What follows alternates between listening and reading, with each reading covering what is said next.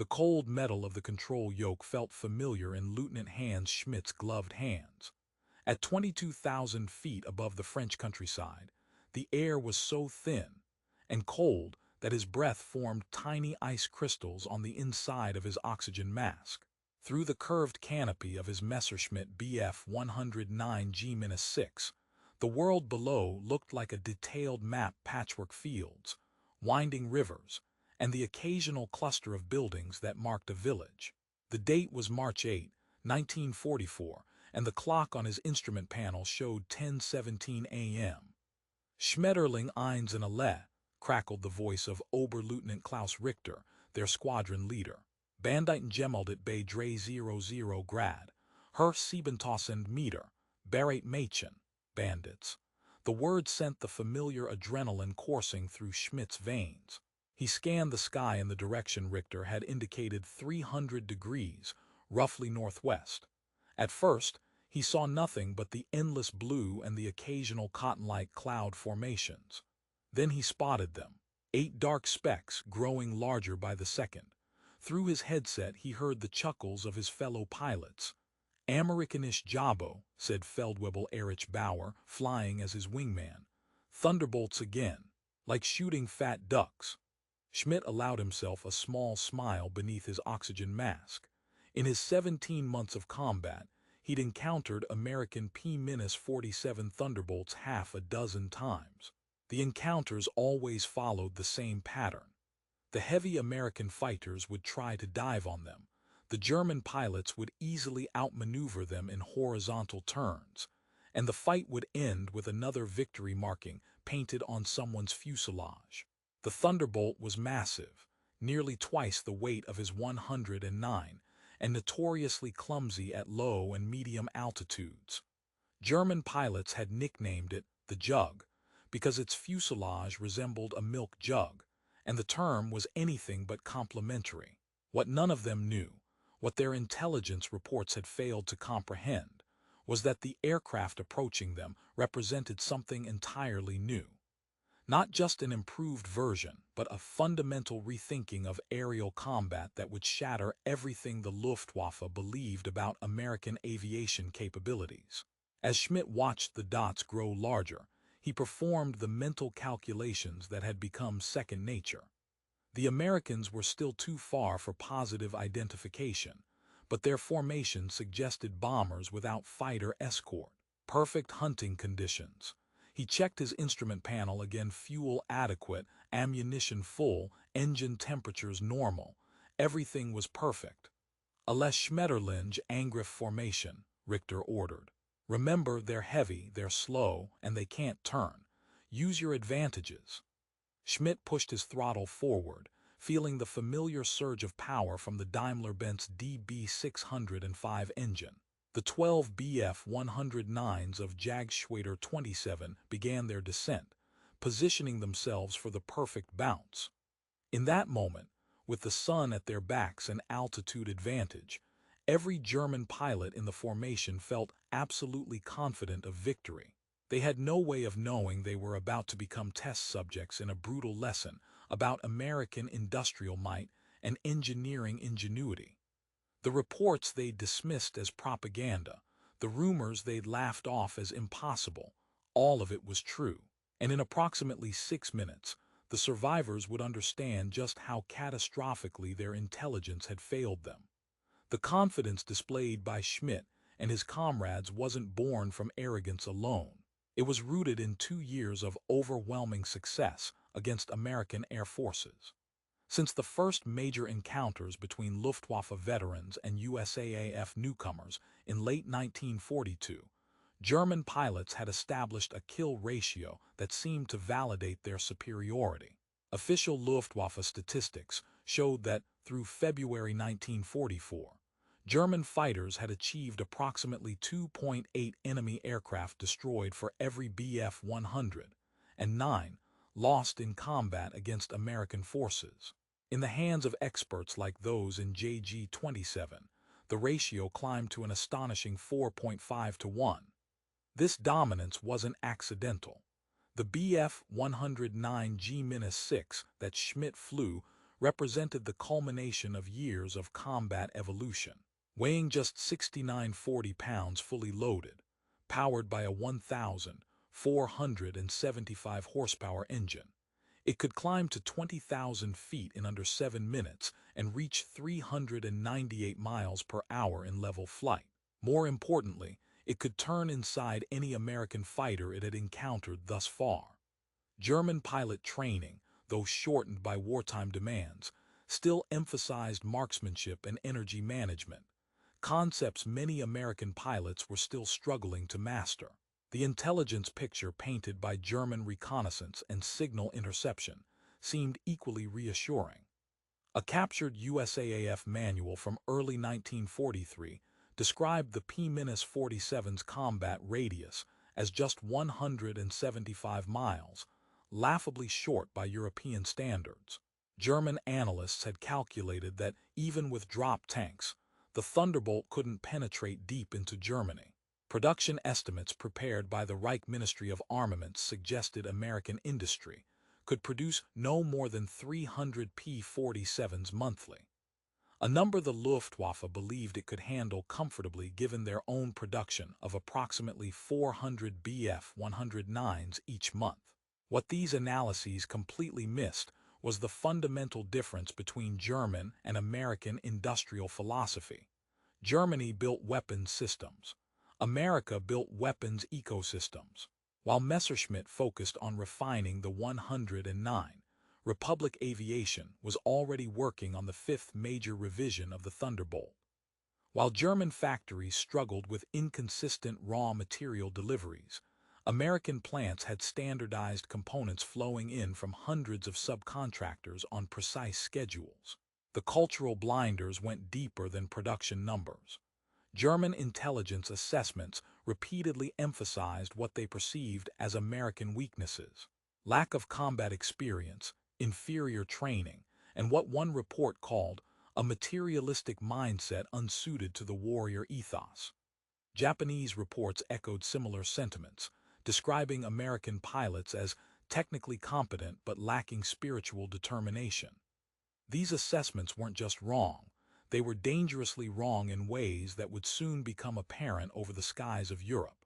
There were warning voices, of course.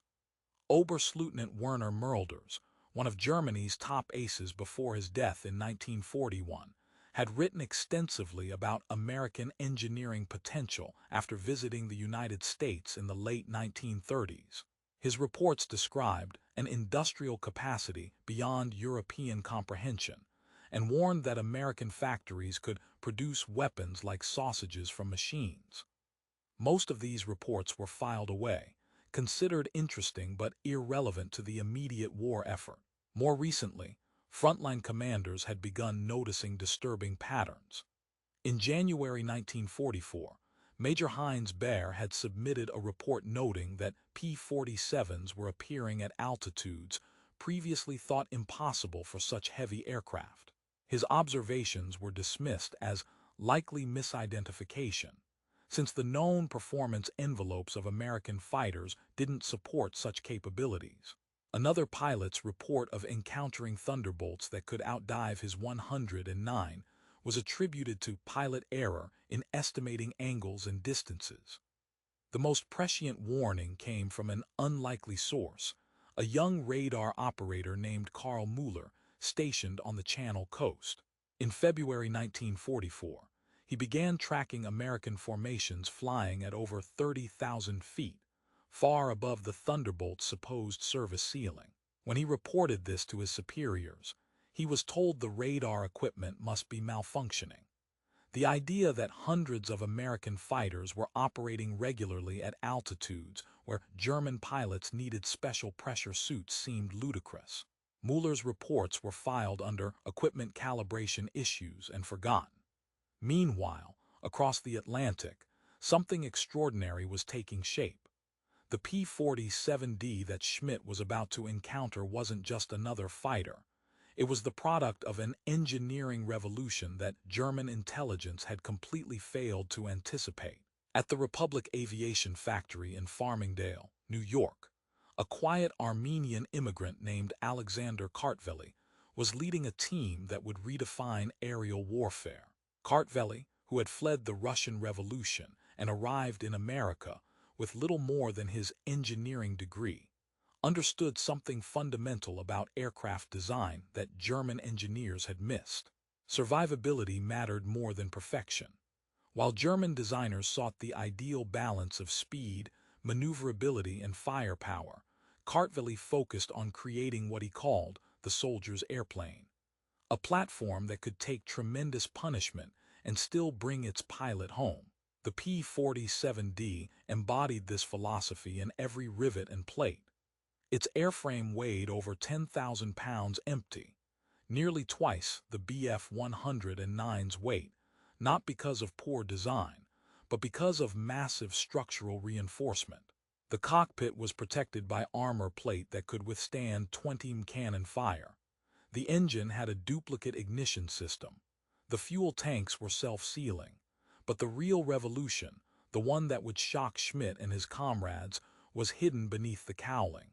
The Pratt & Whitney RMS-2000 800 double wasp engine produced 2,000 horsepower, over 500 more than the Bf-109's power plant. More importantly, it drove a massive four-bladed propeller nearly 13 feet in diameter, giving the Thunderbolt acceleration that defied its weight. The most devastating innovation, however, was the turbo supercharger system. While German engineers had experimented with various supercharging methods, they had never successfully integrated a turbo supercharger into a production fighter. The P-47D had one mounted in the rear fuselage, connected to the engine by complex ductwork. This system allowed the Thunderbolt to maintain full power up to 30,000 feet altitudes, where German fighters became sluggish and unresponsive. The production numbers told an even more frightening story. While German intelligence estimated 300 P-47s monthly, the actual figure for March 1944 was 496 aircraft. Republic Aviation wasn't just building airplanes. It was building an assembly line that would eventually produce one complete Thunderbolt every 68 minutes. The Farmingdale plant operated 24 hours a day, with 3 shifts of workers moving through precisely choreographed routines. By comparison, Messerschmitt's main Regensburg plant managed one Bf-109 every 12 hours. The training pipeline was equally impressive. While German pilot training had been cut to just 160 hours total due to fuel shortages, American pilots were receiving 225 hours before even reaching their operational units. More importantly, they were specifically trained to exploit the Thunderbolt's strengths diving attacks from high altitude, using its tremendous speed in the vertical plane rather than trying to turn with more agile opponents. The first encounters between these new P-47Ds and German fighters had already occurred, but the reports were either dismissed or failed to reach frontline units like JG-27. On February 20, 1944, a group of P-47Ds from the 56th Fighter Group had engaged Bf-109s near Koblenz.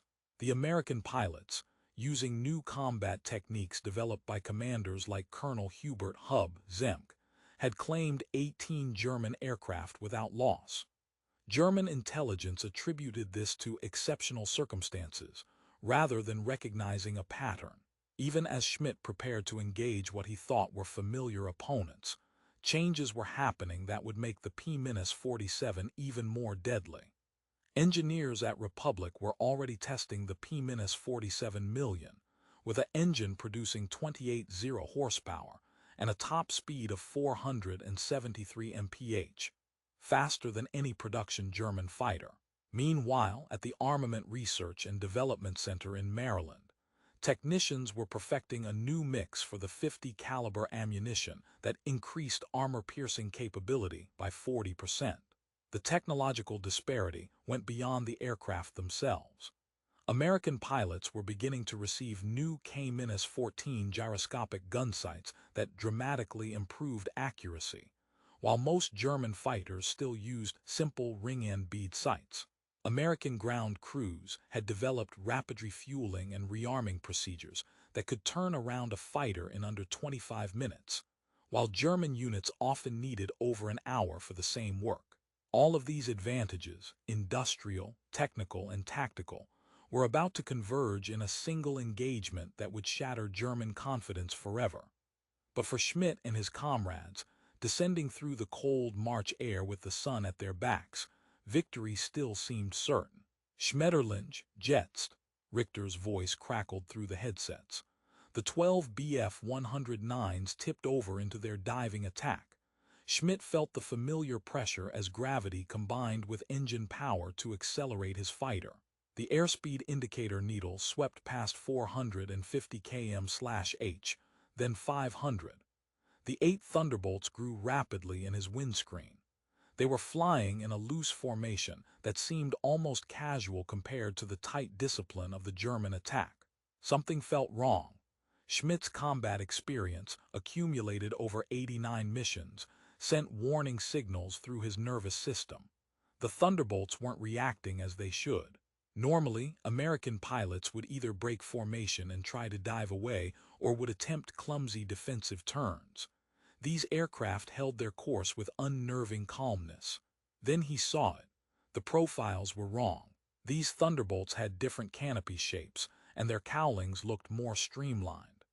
These were the new P-47 D-25 models, equipped with the bubble canopy that gave pilots vastly improved visibility.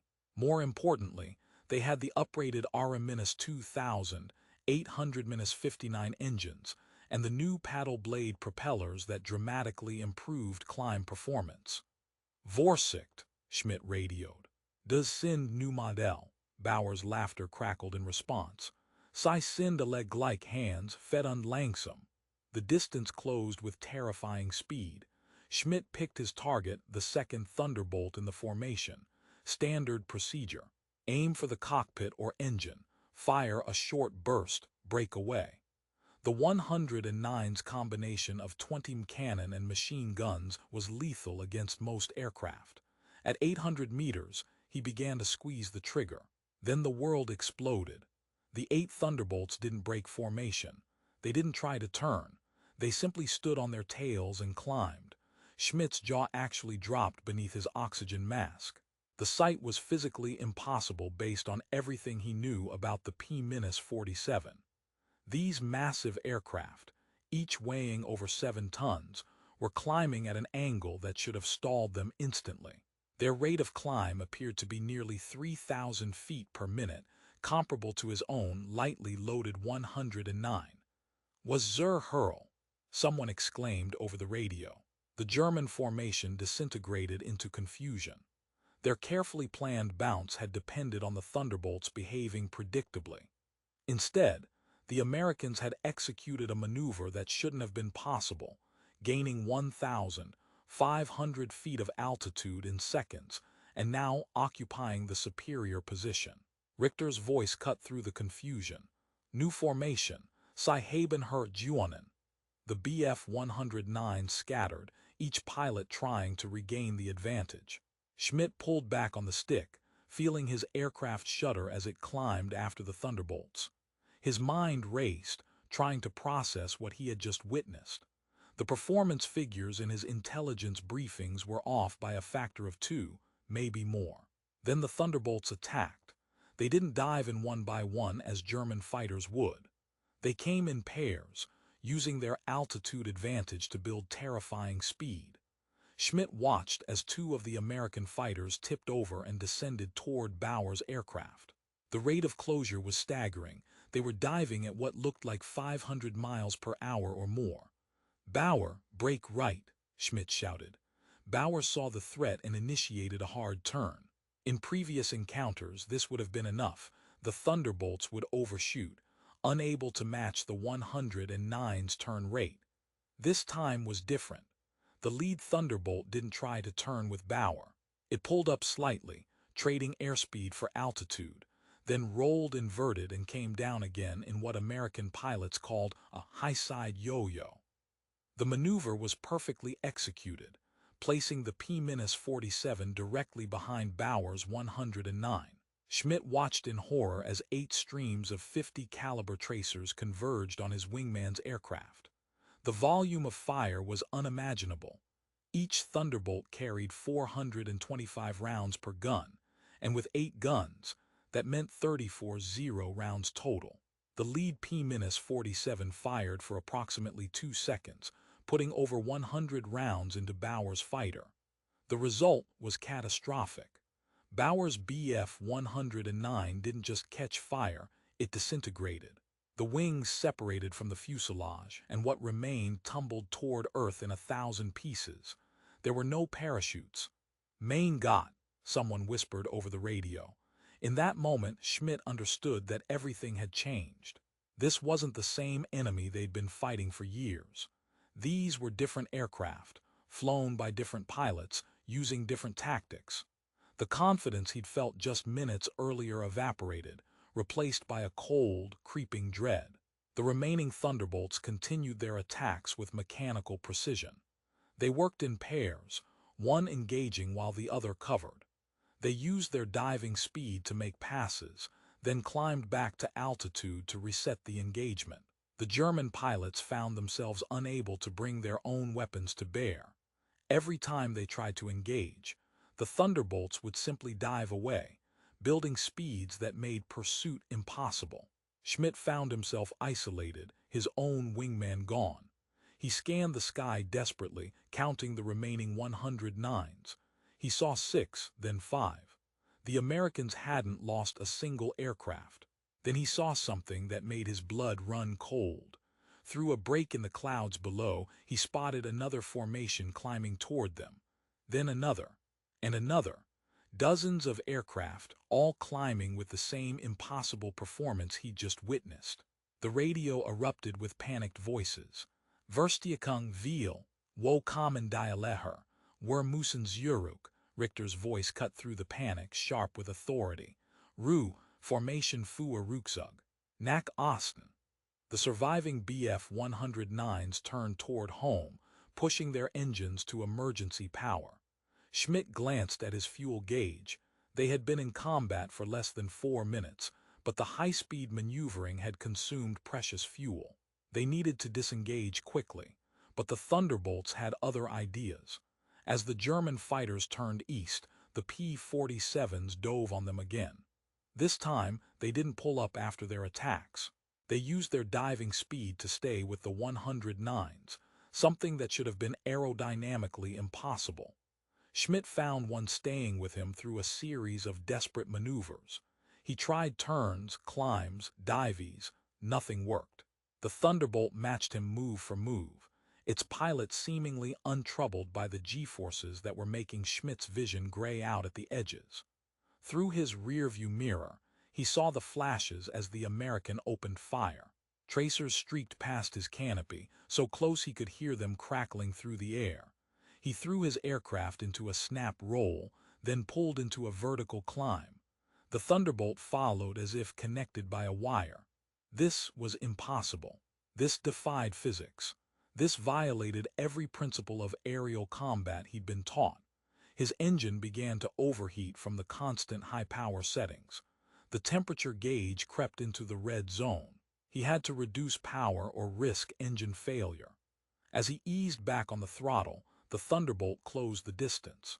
Schmidt could now see the details of the American aircraft, the invasion stripes on the wings, the individual exhaust stacks, even the pilot's helmeted head in the bubble canopy. The 8-gun ports in the wings looked like the mouths of hell. He tried one last desperate maneuver, a hard turn combined with a sudden deployment of combat flaps. The 109 shuddered violently but tightened its turn radius. For a glorious second, it seemed to work. The Thunderbolt overshot slightly. Then the American pilot did something Schmidt had never seen before.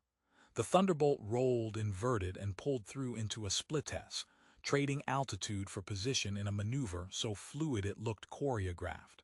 When it emerged, it was once again perfectly positioned behind him. The radio was chaos now. Schmidt heard Richter ordering the survivors to break formation and escape individually. He heard panicked calls for help.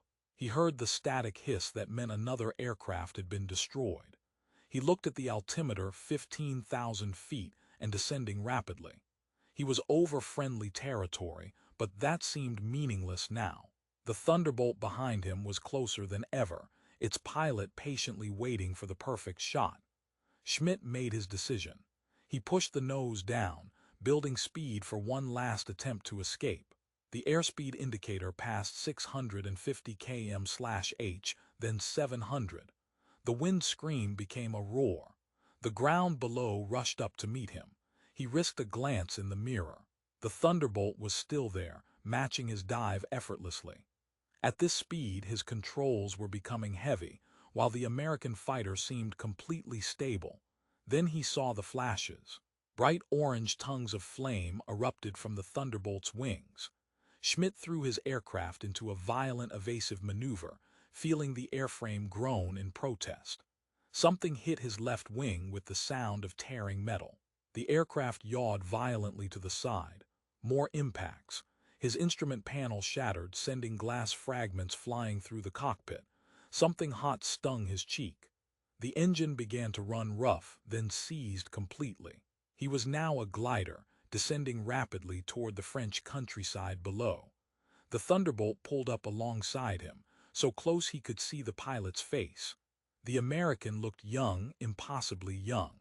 He made a gesture that clearly meant bail out. Schmidt looked at his altimeter, 8,000 feet and falling fast. He had maybe 30 seconds before he hit the ground. He released the canopy, feeling the slipstream tear it away. The noise became deafening. As he struggled to release his harness, he saw more Thunderbolts joining the first. Not just the original 8, but dozens more from the formations he'd spotted earlier. The sky was filled with them, a seemingly endless stream of American fighters, all displaying the same impossible performance. In that moment, with his aircraft mortally wounded and his squadron decimated, Hans Schmidt understood the terrible truth. The reports, the warnings, the dismissed intelligence, all of it had been correct. They weren't fighting individual aircraft or even squadrons.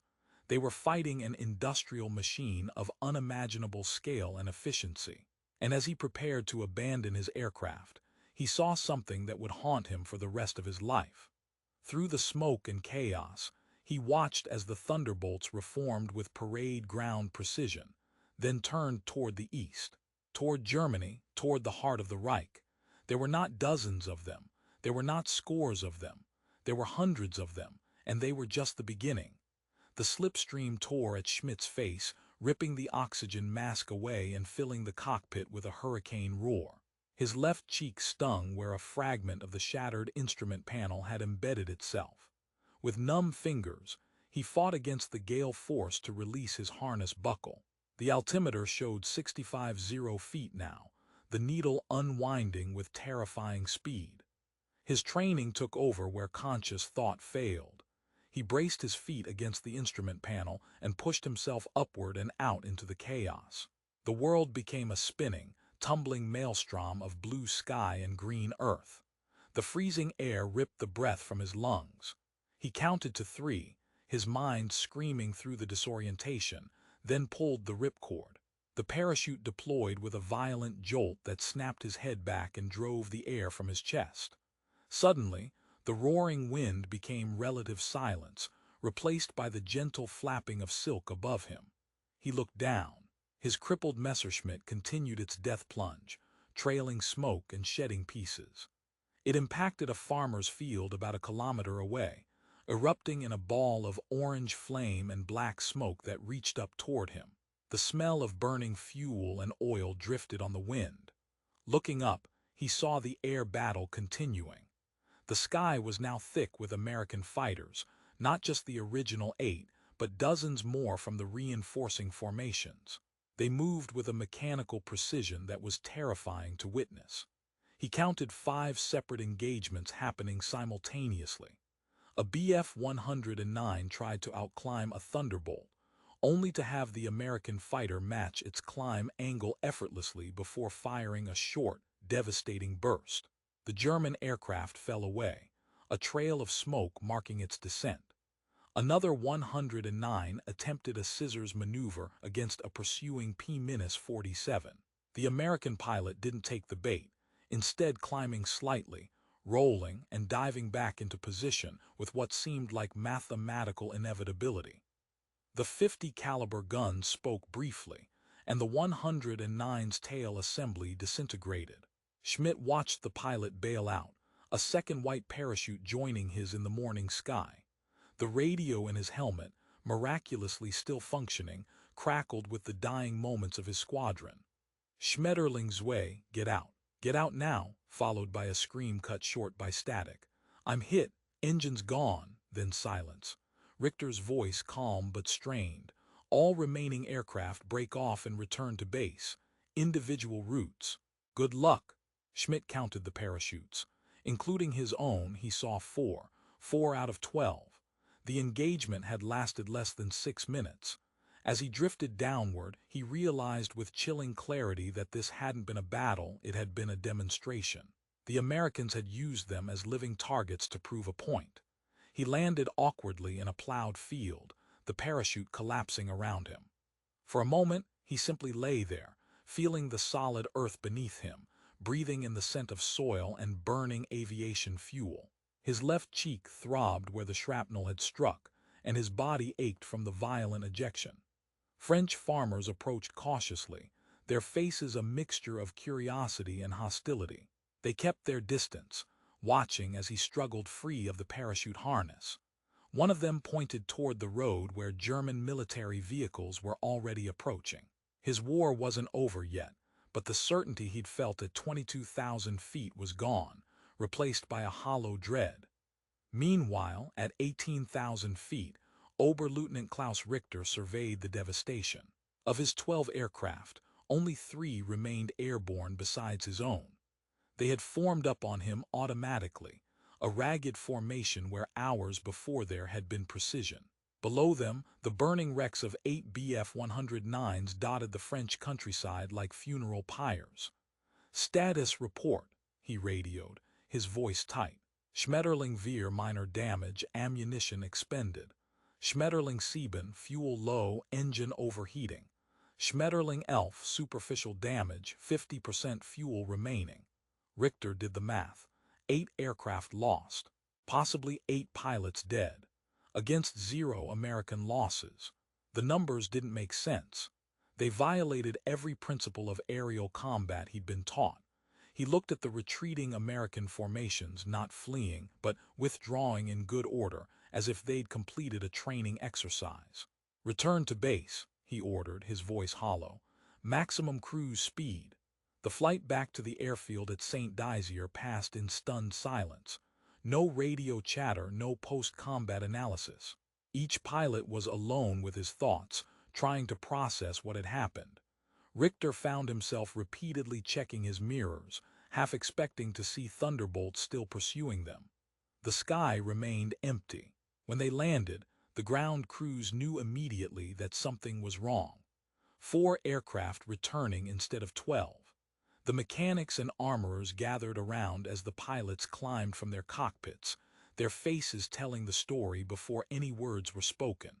Richter went straight to the operations building, ignoring the questions thrown his way.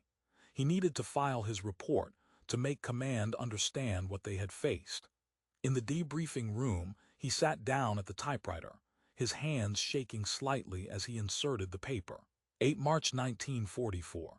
10:17-10:23 hours. Engagement with USAAF P-47 aircraft northwest of Chaumont. Enemy strength initially 8 aircraft, reinforced by approximately 40 additional fighters. Enemy performance characteristics do not match known profiles for P-47. Climb rate estimated at 28,000-3,200 feet per minute. Dive speed exceeds 500 mph. Superior altitude performance observed. Tactics indicate advanced training. Our losses: 8 Bf-109 G-6 aircraft, 8 pilots missing. Enemy losses, none observed.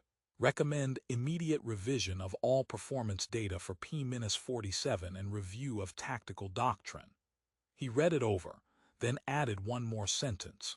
The enemy encountered today represents a qualitative leap in capability that renders current combat techniques obsolete. While Richter typed his report, Schmidt was being driven back to base in a Kubelwagen, his face bandaged where the medic had removed the metal fragment. He stared out at the French countryside, seeing but not registering the passing villages and fields. His mind kept replaying the moment the Thunderbolts had stood on their tails and climbed. The image was burned into his memory, a perfect snapshot of technological shock. Back at St. Dizier, the atmosphere in the pilot's ready room was funereal. The 4 returning pilots sat in silence, drinking the synthetic coffee that passed for the real thing. No one spoke. What was there to say? Their confidence, built over 2 years of combat against Americans, had been shattered in 6 minutes. Feldwebel Karl Weber, who had flown as Schmetterling 7, finally broke the silence. "They weren't even trying," he said quietly. "Did you see? They were playing with us. That yo-yo maneuver on Bauer, I've never seen anything like it." "They knew exactly what we were going to do before we did it," added Lieutenant Johann Braun, Schmetterling Vier. "Every time I tried to get a firing solution, he was already gone." Schmidt finally spoke, his voice raspy from the cold air he'd inhaled during his parachute descent. "The intelligence was wrong, completely wrong. Those weren't the same aircraft we fought last month." Weber nodded grimly. "I got close to one. The cockpit is completely different all-around visibility, and the engine, it sounded different, deeper." The door opened and Richter entered. All eyes turned to him. "The report has been sent to Luftwaffe 3, he said. "I emphasized the performance discrepancy." "Will they believe us?" Schmidt asked. Richter's expression was answer enough. "They've already responded. They want confirmation from other units before revising tactical guidelines." "So more of us have to die to prove what we already know," Weber said bitterly. Across the channel, at the American airbase at Bokstad, the returning Thunderbolt pilots were going through their own debriefing, though the atmosphere was considerably different. Captain James Miller of the 362nd Fighter Squadron, who had led the Flight of 8 that initiated the engagement, stood before his group commander. "German reaction was exactly as predicted, sir," Miller reported. "They came down in a standard diving attack, expecting us to break or try to turn with them. When we went vertical, they completely lost their cohesion." Colonel William Roberts nodded, making notes on a pad. "Performance of the new models. Outstanding, sir. The climb rate caught them completely by surprise, and the dive acceleration. Once we built up speed, they couldn't shake us.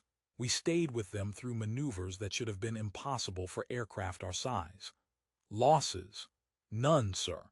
Not even significant damage. Lieutenant Peterson took some 20 hits in his left wing, but the armor held. He's already been repaired and will be ready for this afternoon's mission." Roberts allowed himself a small smile. "The maintenance crews are calling them the unkillable jugs. Intelligence confirms you encountered elements of JG-27. Their loss estimates match your claims: 8 confirmed destroyed, 2 probables." "The Germans won't make the same mistake twice," Miller noted. "No, they'll adapt," Roberts agreed. "But by the time they do, we'll have the P-47 million in theater, and then we'll start this whole process over again." The qualitative leap that Schmidt and his comrades had experienced wasn't an isolated incident. Throughout March and April of 1944, similar encounters occurred across the European theater. On March 15, over Bremen, a formation of FW-190s from JG-1 encountered P-47Ds escorting B-17s at 32,000 feet, an altitude previously considered safe from American fighters. The Germans lost 11 aircraft against 2 Thunderbolts. On April 5, near Schweinfurt, Bf-109Gs from JG-53 attempted to intercept a bomber formation, only to find themselves engaged by P-47s that outdove them from 35,000 feet. The engagement report from Major Julius Mainberg, the group commander, read: The enemy fighters exhibited performance characteristics previously believed impossible for aircraft of their size. Our technological advantage, which we have taken for granted since 1939, no longer exists. The statistics became increasingly grim for the Luftwaffe, where the kill ratio against American fighters had stood at 2.8, one in favor of the Germans through February 1944. By April, it had reversed to 1.5, one in favor of the Americans. By May, as more P-47Ds with bubble canopies and paddle blade propellers entered service, the ratio would worsen to 3.2, 1. The very pilots who had once mocked the Thunderbolt as a flying milk jug now spoke of it with a kind of terrified respect. In Berlin, the Reich Air Ministry received these reports with growing alarm. A secret memorandum dated April 18, 1944, marked Geheim, secret, summarized the situation. Recent encounters with improved American P-47 aircraft indicate a technological leap that negates our current advantages. Their ability to operate effectively above 30,000 feet, combined with diving speeds exceeding 500 mph, renders our standard interception tactics obsolete. The numerical superiority of enemy aircraft, combined with this qualitative improvement, creates a crisis situation for our fighter forces. The response was typically German, methodical, technically sophisticated, and ultimately too little, too late. Engineers at Focke-Wulf and Messerschmitt were ordered to accelerate development of new models. The FW-190D, with its longer nose and Jumo 213 engine, was rushed into production. The Me-100 with further refinements to an already mature design, was prioritized. But these were incremental improvements against a revolutionary change. What German engineers couldn't replicate was the American industrial ecosystem. While German factories struggled with bombing raids, material shortages, and transportation disruptions, Republic Aviation's Farmingdale plant produced 523 P-47s in April alone. The Evansville, Indiana plant added another 287. By comparison, German production of all fighter types in April 1944 was 1,016 aircraft, but these were divided among Bf-109s, FW-190s, and various night fighter and reconnaissance types. The training disparity was equally devastating. As Schmidt and his comrades had discovered, the new American pilots were better trained than their predecessors. While German flight training had been cut to 160 hours due to fuel shortages, American pilots now received 325 hours before deployment. More importantly, they were trained by veterans who had developed tactics specifically for the Thunderbolt strengths. The impact rippled through the German command structure. In a conference at Hitler's Wolf's Lair headquarters on May 2, 1944, Reichsmarschall Hermann Göring confronted his staff with the deteriorating situation. "How is it possible," he demanded, "that the Americans, who could not build a competitive fighter 2 years ago, now have an aircraft superior to anything we possess?" The response from General der Jagdflieger Adolf Galland was blunt. "The Americans have mastered mass production of quality, while we are still perfecting the craftsmanship of excellence. They produce good enough aircraft in overwhelming numbers. We produce excellent aircraft in insufficient quantities. In the long run, their approach is winning." Meanwhile, the human cost mounted. Jagdschwader 27, Schmidt's unit, had entered March 1944 with 68 operational pilots. By May 1, that number had fallen to 31, despite receiving replacements. The veterans were being killed off at an alarming rate, and the replacements arrived with increasingly inadequate training. A young pilot named Friedrich Ziegler, who joined the unit in late April, had received only 140 flight hours before being sent to the front. He was shot down and killed on his third mission. Schmidt himself became an instructor of sorts, trying to impart hard-won lessons to the new arrivals. "Don't try to turn with them," he would say. "Don't follow them into a dive. And if they have altitude advantage, disengage immediately. Your only chance is to catch them at low altitude before they can build up speed. But the lessons often came too late. On May 8, exactly 2 months after the disastrous engagement that had cost Bauer his life, Schmidt led a swarm of 4 Bf-109s against what they believed was a formation of B-24s near Metz. The bombers were a decoy. As they approached, 16 P-47s dove on them from 35,000 feet. Schmidt saw them in time to warn the others. "Break! Break! Thunderbolts above!" The new pilots, despite his training, reacted with predictable panic. One tried to climb to meet the threat, a fatal error. Another attempted to outturn his pursuer, equally fatal. Schmidt and his wingman managed to dive away, but not before his wingman took serious damage to his cooling system and barely made it back to base. After landing, Schmidt went to the operations building and requested transfer to a test unit. "I'm no longer effective as a combat pilot," he told Richter. "Every time I see a Thunderbolt I hesitate, and hesitation gets you killed." Richter, who had noticed the change in his once aggressive pilot, approved the transfer. "You've done your duty, Hans. Let the engineers benefit from what you've learned." Schmidt's experience was mirrored across the Luftwaffe. Veteran pilots who had survived the early war years were being systematically eliminated by an enemy that had learned, adapted, and improved at a rate Germany couldn't match. The average life expectancy of a new German pilot on the Western Front dropped from 6 months in early 1944 to just 6 weeks by August. The technological shock extended beyond the air war. In Italy, German tank crews encountering the new Sherman Firefly with its 17-pounder gun experienced similar dismay. In the Atlantic, U-boat commanders found their prey increasingly protected by aircraft that could stay airborne for hours and equipped with radar that detected submarines before they could submerge. But it was in the air war over Europe that the disparity was most pronounced. When the Allies launched the D-Day invasion on June 6, 1944, the Luftwaffe could muster only 319 sorties over the invasion beaches against 12,015 Allied sorties. The P-47s, now operating from forward bases in France, established complete air superiority, strafing and bombing German positions at will. The German response became increasingly desperate.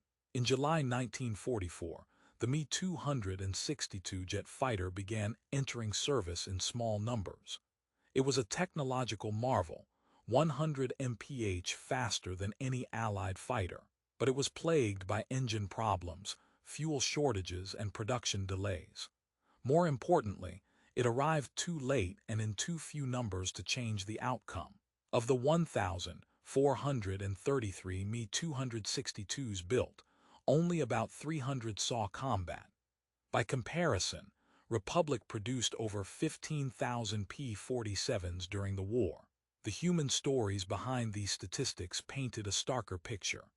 In a prisoner of war camp in England, Oberleutnant Klaus Richter, shot down over Belgium in September 1944, had ample time to reflect on what had gone wrong. He shared a compound with other German pilots, including some who had been captured early in the war when the Luftwaffe still dominated the skies.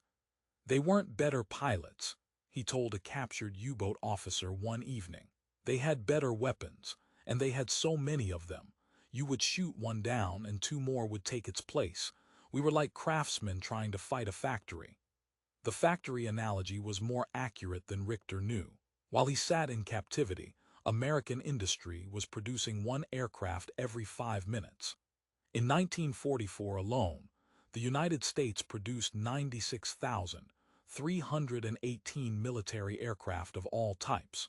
Germany produced 39,807. The numerical disparity was overwhelming, but the qualitative difference was equally important. American industry wasn't just producing more aircraft, it was producing better aircraft and improving them constantly. This reality was brought home to German engineers when they finally had the opportunity to examine a relatively intact P-47D, that crash-landed in the Netherlands in October 1944.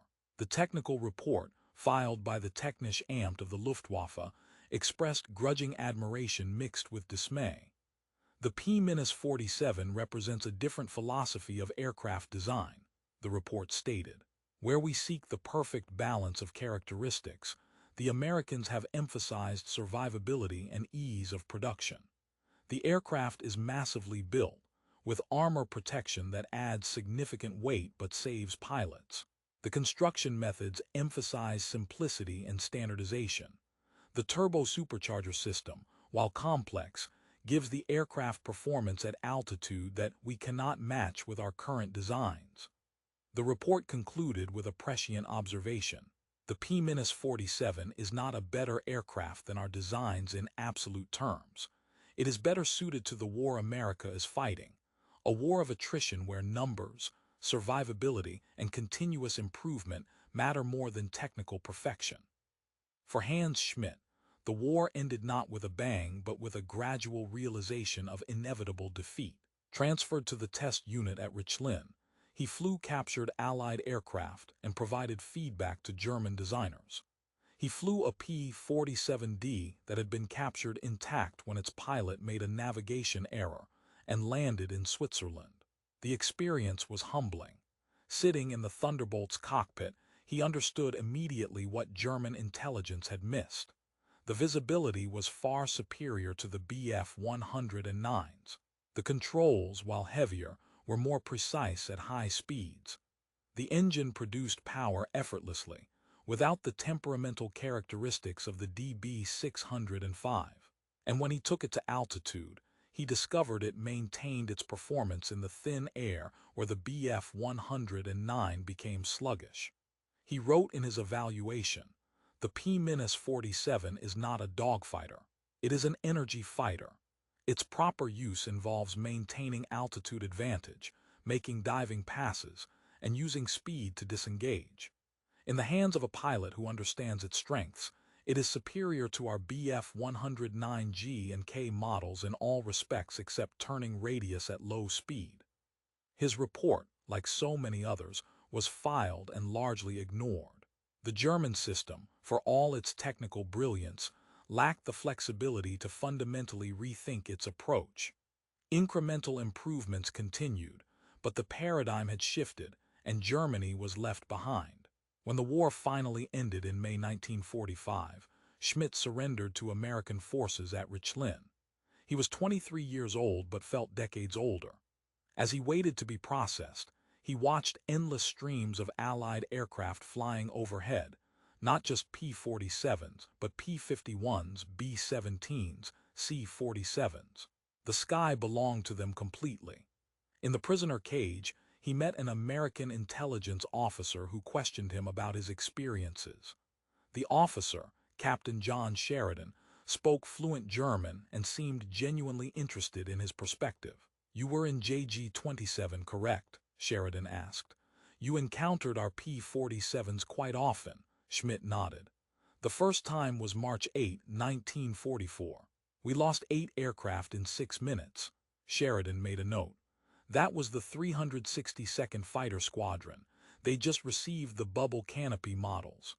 "Why didn't our intelligence know?" Schmidt asked, the question that had haunted him for over a year finally voiced. "Why were we told the Thunderbolt was inferior when it was clearly superior?" Sheridan considered his answer carefully. "Your intelligence wasn't wrong exactly. The early P-47s had limitations, but we fixed those limitations faster than you could update your manuals. By the time you encountered the D-25 model, we'd already tested the M model and were working on the N. It wasn't just the aircraft," Schmidt said. "Your pilots, they fought differently." "Boom and zoom," Sheridan said with a smile. "We learned not to turn with you, use our advantages instead of fighting yours." Schmidt was silent for a moment, watching a flight of P-47s thunder overhead. "How many?" he asked finally. "How many Thunderbolts did you produce?" 15,683, Sheridan answered promptly. "And we lost about 2,400 in combat. Your pilots put up a good fight." The numbers hung in the air between them. 15,000 aircraft. Schmidt tried to imagine such a number, tried to visualize them all lined up on an airfield. His mind couldn't comprehend it. "We never had a chance, did we?" he said softly. Sheridan's expression was serious now. "Not in the long run, no, but you made us pay for every mile."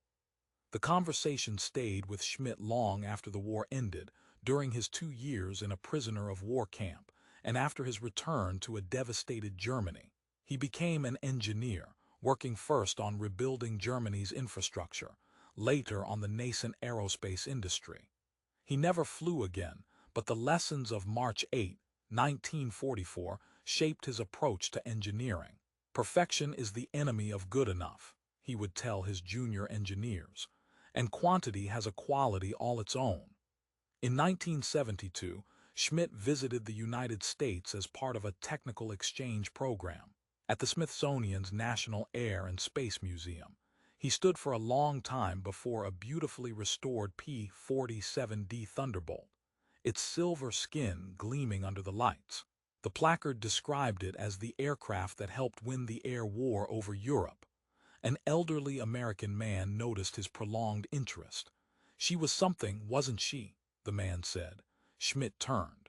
The American had a familiar face, though older now, with silver hair and glasses. "Yes," Schmidt said, "she was something." "I flew them," the American said. 362nd Fighter Squadron, based in England then France. Schmidt felt a strange sense of historical symmetry.